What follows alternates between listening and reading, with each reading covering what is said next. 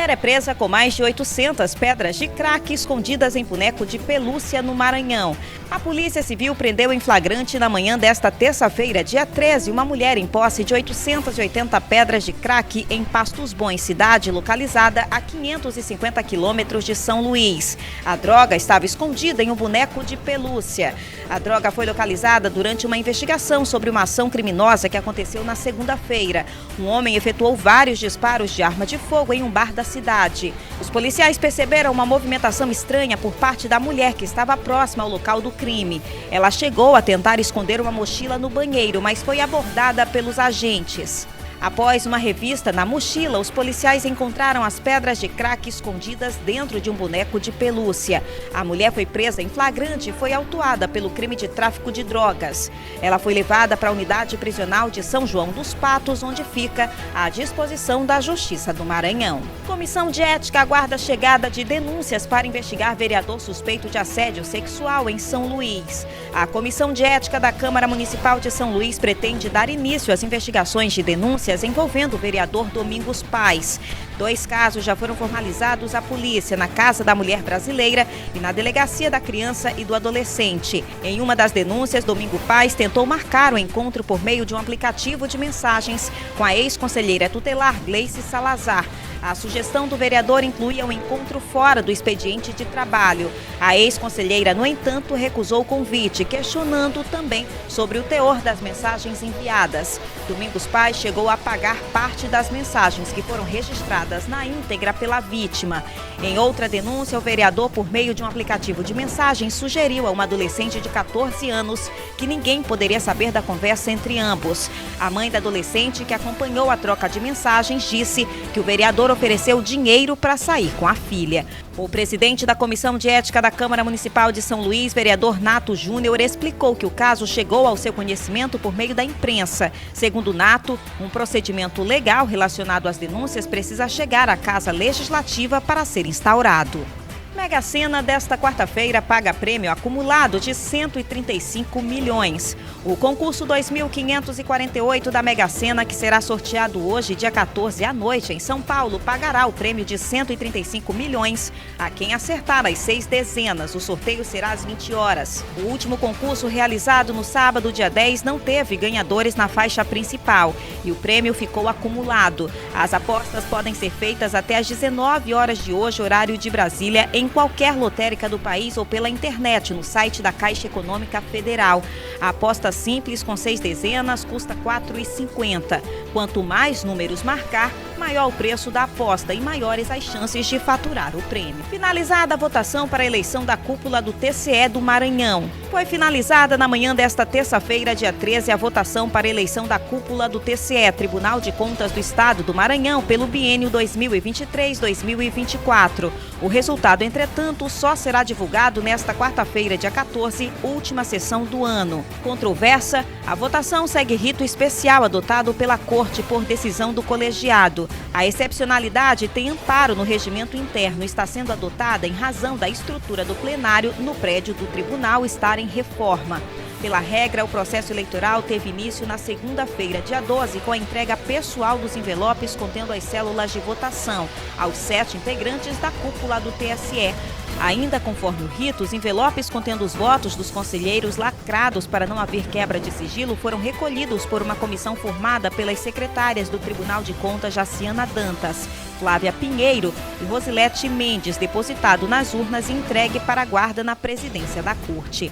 Finalmente, nesta quarta-feira, após a relatoria dos processos dentro da sessão ordinária, será iniciada a solenidade do pleito, com a abertura da urna para contagem e declaração dos votos pelos procuradores de contas Jairo Cavalcante Vieira e Douglas Paulo da Silva, além dos conselheiros substitutos Osmário Freire Guimarães e Melquisedeque Nava Neto. Após bloqueio de quase 2 milhões de emendas secretas, prefeito de Palmeirândia exonera todos os servidores contratados. O prefeito da cidade de Palmeirândia, Edilson da Alvorada, exonerou todos os servidores contratados da prefeitura no dia 10 deste mês.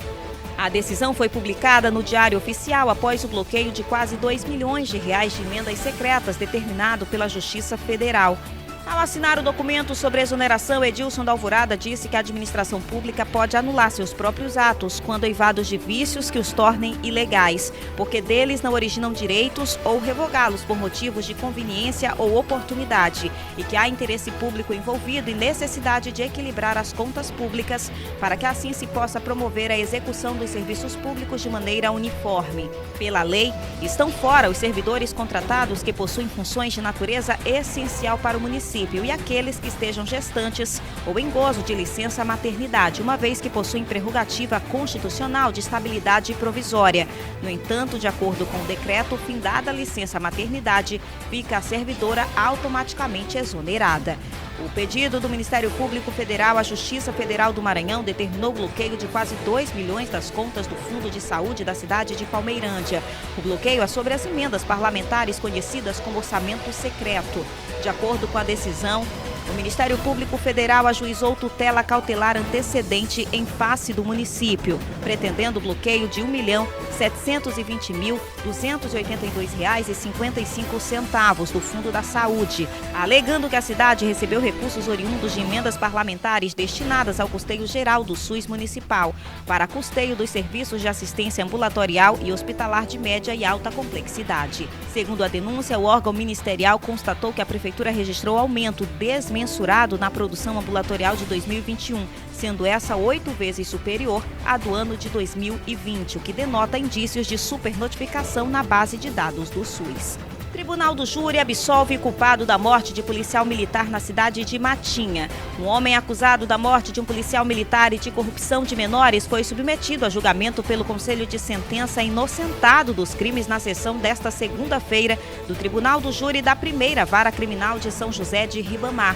Segundo informações do processo, no dia 8 de novembro de 2016, por volta das 8h30 da manhã, na rua Pissarreira, no bairro Matinha, o acusado Pedro Coelho Leal, conhecido como Pedroca, e André Pablo dos Santos, conhecido como Menor, praticaram o crime de homicídio duplamente qualificado do policial militar Francisco das Chagas Marinho Coelho, na companhia de 2 adolescentes. O carro utilizado para a prática dos crimes teria sido roubado por um dos adolescentes envolvidos em um assalto no bairro Monte Castelo, em São Luís. Os acusados com os adolescentes teriam utilizado o mesmo veículo no dia seguinte para praticar assaltos e matar o policial militar porque ele teria atirado contra um dos integrantes de uma facção criminosa suspeito de roubo de gado na região. Na data dos crimes, um dos menores envolvidos dirigiu o carro, enquanto André Santos e Pedro Leal dispararam 4 tiros contra a vítima, a derrubaram e a executaram, levando a sua arma de fogo. O processo de André Santos foi desmembrado para ser julgado em separado. O Conselho de Sentença, por maioria de votos, reconheceu que a vítima sofreu lesão decorrente de disparos de arma de fogo, conforme laudo do exame cadavérico, que causaram a sua morte, que o réu foi o autor do homicídio, mas votou pela sua absolvição do crime de homicídio. Em relação ao crime de corrupção de menores, o Conselho de Sentença, por maioria dos votos, reconheceu a ausência de materialidade do crime. Depois da manifestação dos jurados no julgamento, a juíza emitiu a sentença rejeitando a denúncia e absolvendo o acusado Pedro Coelho Leal do crime e determinou a soltura do réu caso não esteja preso por outro crime.